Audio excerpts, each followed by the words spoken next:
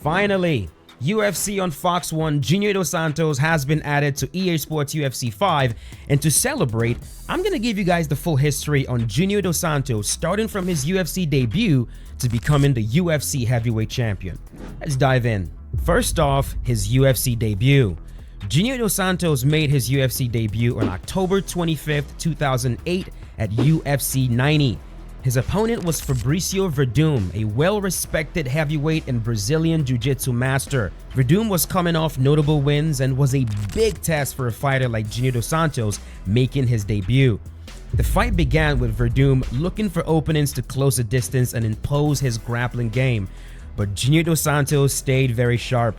He used his striking to keep Werdum at bay, and just 1 minute and 21 seconds into the first round, he threw a forward-moving, powerful right uppercut, and Werdum ducked straight into it, crashing to the canvas.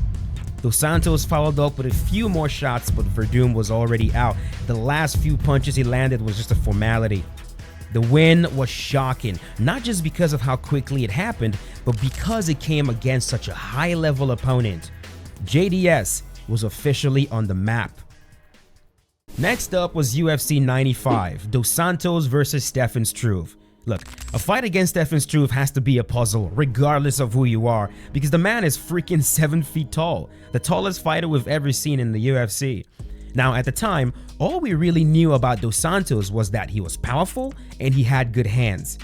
But was he going to be able to put down a man of that size who also had good jiu-jitsu? The answer was yes.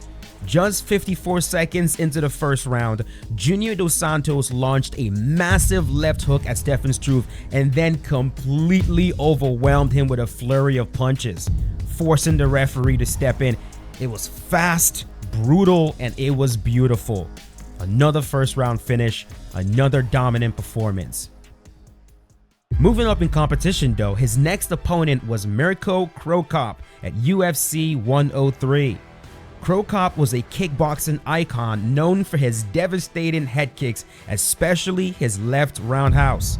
This fight was a major step up for Dos Santos and we had a lot of questions, but once again, he rose to the challenge. He controlled most of the exchanges on the feet, pressuring Cro Cop throughout the fight. In the third round, Dos Santos used the clinch to land multiple devastating knees, and eventually he landed a sneaky yet brutal punch that broke Cro Cop's orbital bone, forcing a verbal submission. It's crazy the way it happened. We had never seen Cro Cop essentially give up like that, but the damage from that punch was just too much for him to endure, and he just had to quit. It was a huge win that solidified Dos Santos as a legitimate contender. His next fight was at UFC 108 against Gilbert Yvel. Gilbert Yvel was a high-level Dutch kickboxer with a lot of striking experience. Now, we just literally watched JDS put away another experienced striker in Cro Cop, and it was exciting to see how he would perform against yet another fighter with significantly more kickboxing experience than he does. But once again, Junior Dos Santos proved why at the time he was considered one of the best boxers in the UFC. The fight did not last long at all. Around 2 minutes and 7 seconds of the first round, Dos Santos threw a false straight hand to the body, then followed up with a massive left hook, which sent Gilbert Yvel to the canvas. He followed up with some ground and pound, and the referee stepped in, giving Dos Santos yet another beautiful first round finish. His next opponent was a man who had one of the absolute hardest chins to crack in MMA, Roy Nelson, Big Country. This was at UFC 117, and let me tell you, this fight was fun as hell to watch. Because of how durable Roy Nelson was, Dos Santos essentially used his body as a punching bag.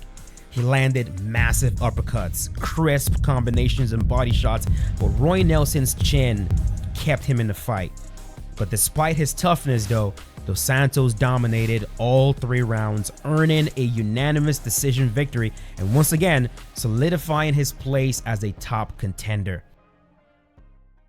And so with this win, undefeated in the UFC and top 5 in the rankings, it was time for JDS to have his #1 contender fight. This was at UFC 131, and this was a big one. His opponent, Shane Carwin. Now, if you guys don't know Shane Carwin, you really gotta go back and watch some of that man's fight. Before we met the likes of Francis Ngannou, Shane Carwin was knocking UFC heavyweights into the shadow realm. This was a man who was also coming off a title fight against Brock Lesnar, a fight where, if we're being honest, he 100% would have won if the referee did not give Brock Lesnar an eternity to try and recover. He was by far the most dangerous opponent JDS had ever faced at the time. But Dos Santos controlled the fight from start to finish. In the first round, he landed a massive right hand followed by a short left hook that dropped Shane Carwin. He followed up with ground and pound to try and finish the fight, but Shane was able to survive. His face a complete bloody mess. Dos Santos just continued to dominate him with precise striking and even mixed in takedowns at the end. After 3 rounds, Dos Santos won by unanimous decision, finally earning his shot at the heavyweight title. And so here we are, UFC on Fox 1, Dos Santos versus Cain Velasquez for the UFC heavyweight title. At the time of this fight, Cain Velasquez, just like Dos Santos, was undefeated in the UFC, and he was known for his insane cardio, ridiculously fast pace of fighting, and very high-level wrestling. This was the man to give Junior Dos Santos his very first loss in the UFC. But Dos Santos had other plans. The fight started off with Cain Velasquez landing some very well-placed leg kicks. He was a big fan of the jab, followed by the leg kick. He wasn't as urgent to take down Dos Santos though. He was more content with kind of feeling out the fight on the feet. And then at some point, he was clearly going to try to take down Junior. But just 1 minute and 4 seconds into the first round, Dos Santos landed a massive overhand right that dropped Cain Velasquez. He followed up with ground and pound, landing shot after shot after shot until the referee stepped in and stopped the fight. In just over a minute, Junior Dos Santos became the UFC heavyweight champion, the baddest man on the planet and the most coveted title in the UFC. It was a monumental moment, and based on the emotion he showed after that win, you could just tell how much that meant to him.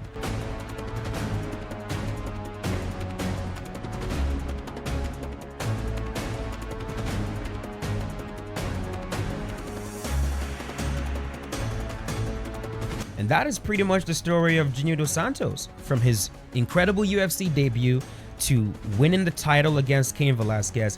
It was amazing. It was an incredible run, especially because he got to showcase his amazing boxing.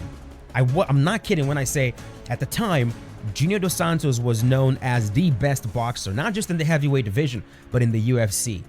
It really was some of the best boxing we had ever seen in the UFC at the time.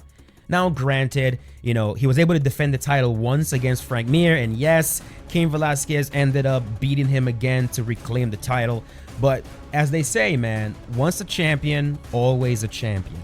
And that is something that no one can ever take away from Junior Dos Santos. And that is something no one can ever take away from Junior Dos Santos. The man is a champion.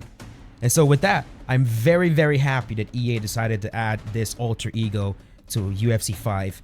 This was the one that I actually picked at the time that we were allowed to pick our alter egos. And so it's really, really nice to see him added.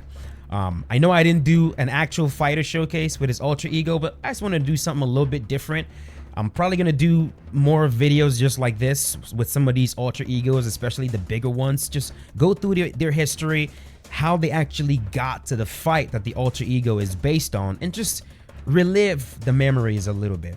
So yeah, let me know in the comments what you guys think about it, and at a later time I will definitely showcase this version of JDS in the octagon. Thanks for watching. You guys are awesome, and I'll see you boys later. Peace out. Have a good one.